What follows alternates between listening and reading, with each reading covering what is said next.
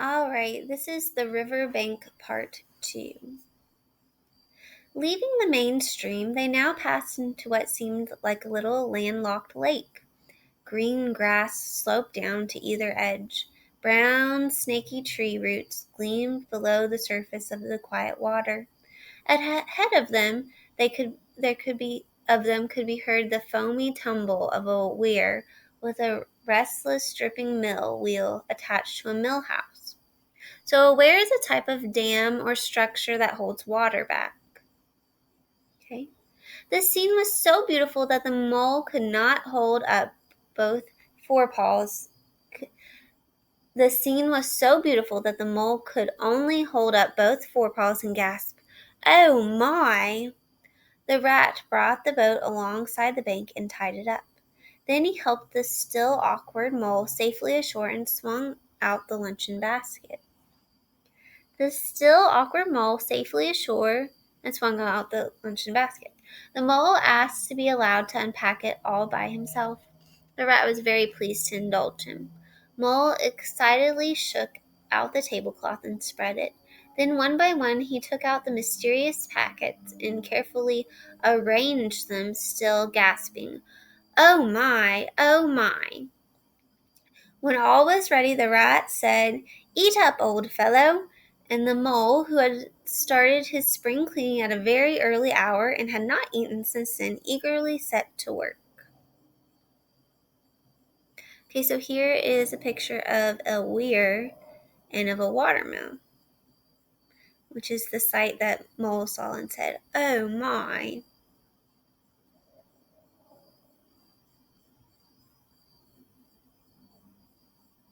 "What are you looking at?"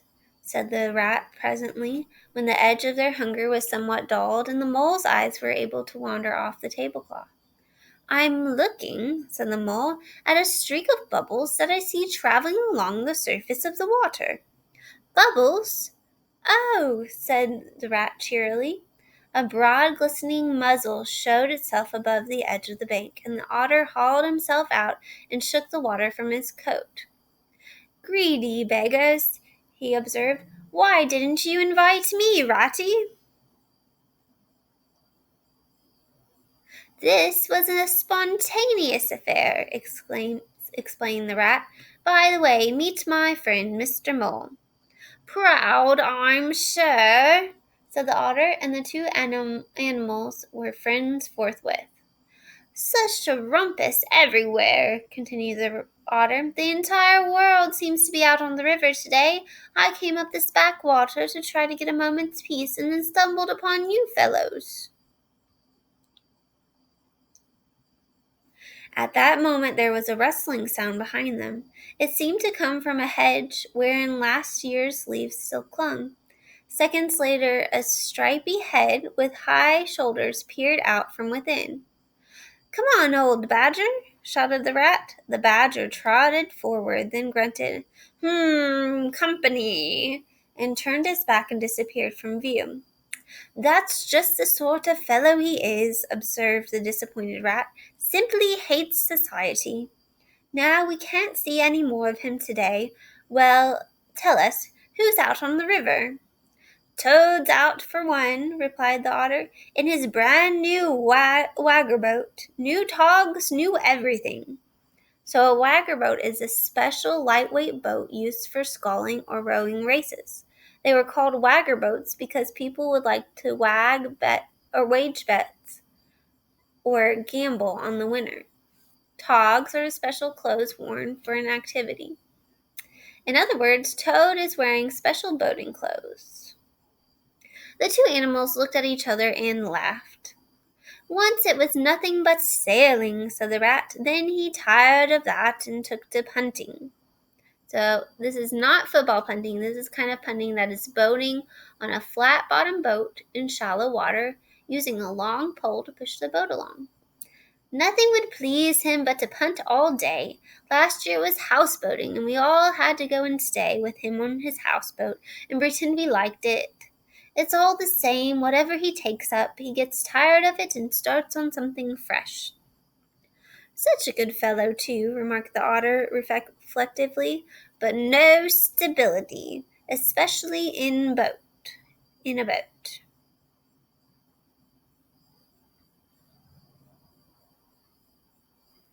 From where they sat, they could get a glimpse of the main stream across the island that separated them, and just then a wager boat, I think it's wager boat, flashed into view. The rower was a short, stout figure who was splashing badly and rolling a good deal, but working his hardest. The rat stood up and hailed him.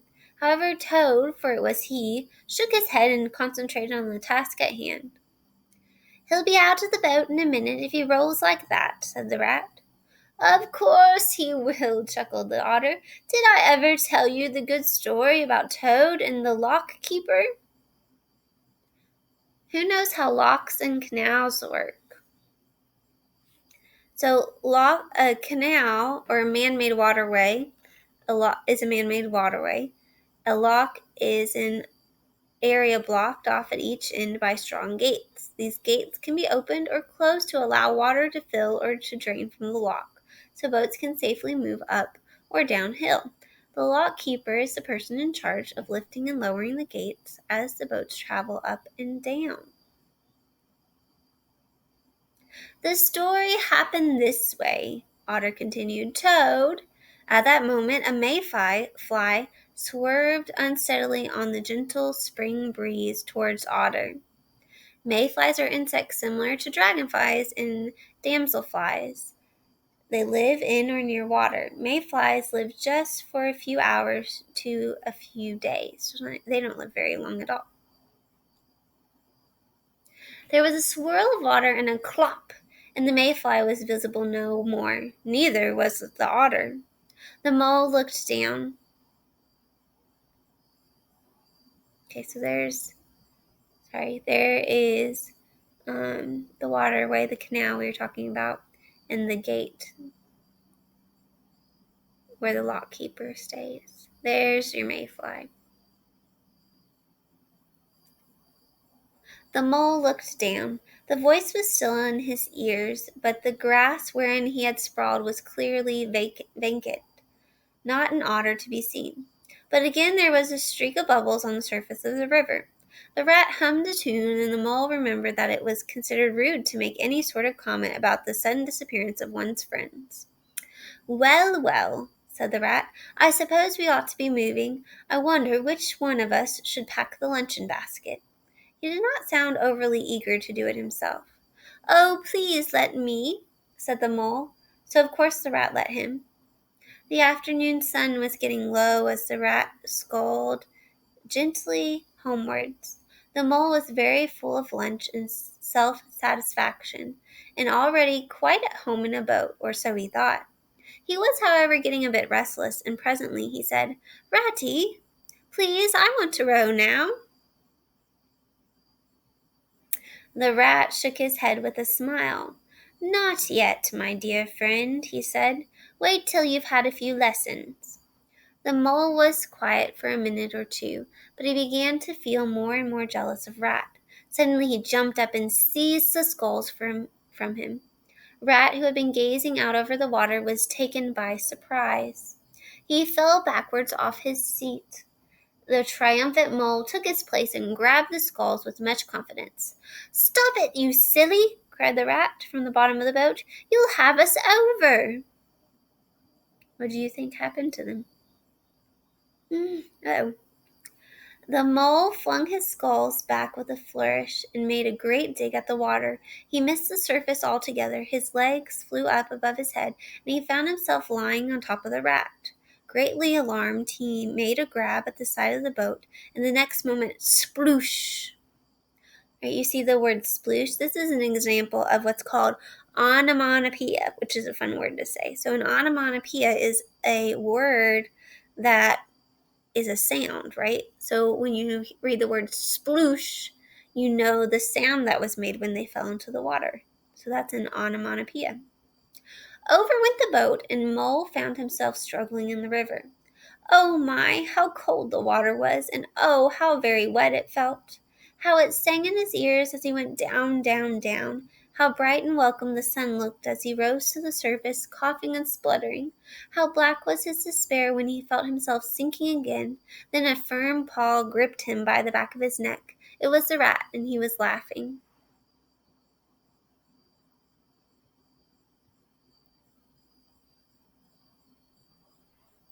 The rat got hold of a skull and shoved it under the mole's arms. Then he did the same by the other side of him, and swimming behind, propelled the helpless animal to shore. When the rat had rubbed him down and wrung some of the wet out of him, he said, "Now then, old fellow, trot up and down till you're warm and dry again, while I dive for the luncheon basket." So the dismal mole went without and, ashamed within, trotted about till he was fairly dry, while the rat plunged into the water again. He recovered the boat, fetched his floating property, and finally dived successfully for the luncheon basket. When all was ready to begin again, the mole, limp and dejected, took his seat in the stern of the boat, and as they set off, he said in a low voice, "Ratty, my generous friend, I am very sorry indeed for my foolish behavior. My heart quite fails me when I think how I might have lost that beautiful luncheon basket. I have been a fool. Will you ever forgive me?" "That's all right, bless you," responded the rat cheerily. "What's a little wet to a water rat? I'm more in the water than out of it most days. Don't you think any more about it. And look here, I really think you had better come and stop with me for a little time. My home is very plain and rough, but I am sure I can make you comfortable, and I'll teach you to row and to swim." The mole was so touched by his kindness that he had to brush away a tear, but the rat kindly looked in another direction, and before long the mole's spirits revived again. When they got home, the rat made a bright fire in the parlor.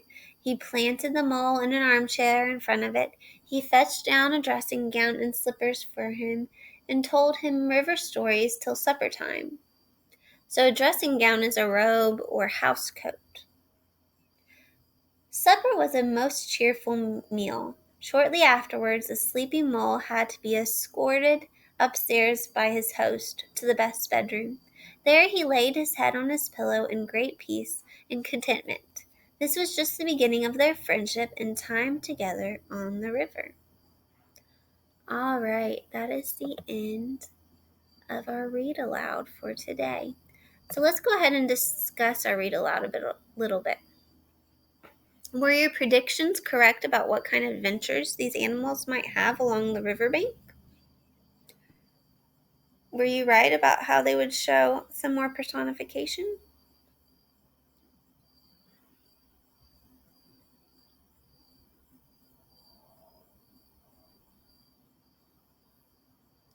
All right, so what are some examples of personification or examples of fantasy that we saw in this story? Like things that couldn't actually happen in real life, right? A rat couldn't actually row a boat and have a picnic and save a mole from the water and talk. So do you remember what is perspective? Perspective is the experience in the eyes of the character through which a part of the story is told, right? So it's who you're following around as the reader. From whose perspective is today's read aloud told? Well, we're still following Mole around, and we can tell we're following Mole and not Rat and seeing Mole's perspective, because when Mole falls into the water, we hear about him, how he feels while he's in the water and how he's trying to get up. We don't hear about how Rat feels. We have to kind of guess by how he acts. What new characters appear in today's read aloud? We have a few new characters, some that we've actually meet and talk to, and then others that we just kind of glimpse. All right, so our new characters are Otter, Toad, and Badger. So the main characters of the story so far is still Water Rat and Mole. They're still the main characters of our story. Mole learns about Toad through dialogue between Rat and Otter. What words can you use to describe Toad? So Mole hasn't met Toad yet. He's just seen him from a distance, but he can tell what kind of animal Toad is by how Rat and Otter talk about him and what they say. So we can tell that Toad is easily bored. We can tell that because he's constantly buying new boats and being obsessed with new things. But he's a good fellow. He likes to take care of his friends and invite them to use his boats. But he's not stable, right? He's not secure. He's not the same all the time. You probably couldn't count on him. And we're going to see more about Toad and his instability, how he's not stable in other chapters. It gets quite funny. Why does Mole suddenly jump up and seize the sculls or oars? Well, he's jealous, right? And prideful. So he really wants to row like Rat does, and he's having such a good time that he thinks that he knows what he's supposed to do. And so he just gets this sudden fit of wanting to be in charge, and he takes the skulls from Rat. What do we call the part of the story that is not dialogue? So if it's not dialogue, it's actually narration. It's the narrator talking. It's when the characters are not talking to each other or talking at all. So what happened after Mole seizes the oars? The boat flips over, right? And they both end up in the water. And Mole can't swim, so Rat has to come to his rescue and save him. Is Rat angry with the dejected Mole? So remember, the word dejected means sad or depressed. And Mole feels that way. Why? Well, because he tipped the boat and he did something selfish and rude and he feels bad about it. But is Rat angry with him? No, he's not angry, right?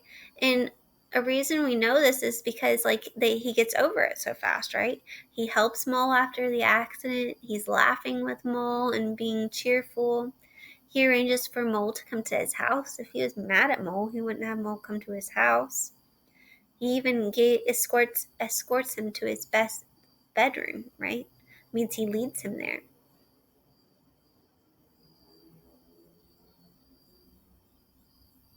Okay, so how does Rat demonstrate friendship? Does Mole demonstrate friendship? Why or why not? So what are some things they do that show friendship? There's lots of examples, right? Rat takes Mole on a boat ride and picnic. He introduces Mole to his friends. He does not get angry when Mole overturns the boat. He invites Mole to his home. He is a nice companion for the day. He packs up the picnic. Mole is a nice companion for the day. He packs up the picnic basket. All right. And then he's grateful when Rat forgives him, and then he goes over and stays with Rat. So our important word of the day is dejected. In today's read aloud, you heard, when all was ready to begin again, the Mole limped and dejected took his seat in the stern of the boat. When someone is dejected, he or she is feeling sad or depressed. Kylie felt dejected when he wasn't chosen for the job opening. Have you ever felt dejected? So why did you feel this way? All right, be sure to use the word dejected when you're talking about it. So you'd say, I felt dejected when, it made me feel dejected when. So a saying that you may have heard before is let bygones be bygones, right? Have you ever heard that before? What words do you hear in the word bygones? You hear by and gone, right? So bygone is something that has already happened, something that has already gone by. So the meaning of this proverb, let bygones be bygones, which people might say, is that one should forget about past events that may have caused bad feelings. So Rat expressed this when he was like, "Oh, it's okay, Mole. Let bygones be bygones," would be something he would say. It'd be kind of like saying, "Don't you think any more about it?" Which is what Rat actually said. So it means Rat is no longer thinking of the trouble Mole caused. He prefers to focus on their friendship and forgive him.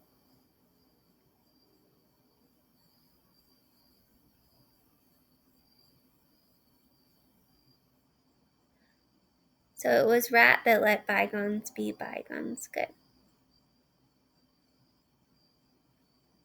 All right. Good job, guys. Don't forget to answer the questions at the end.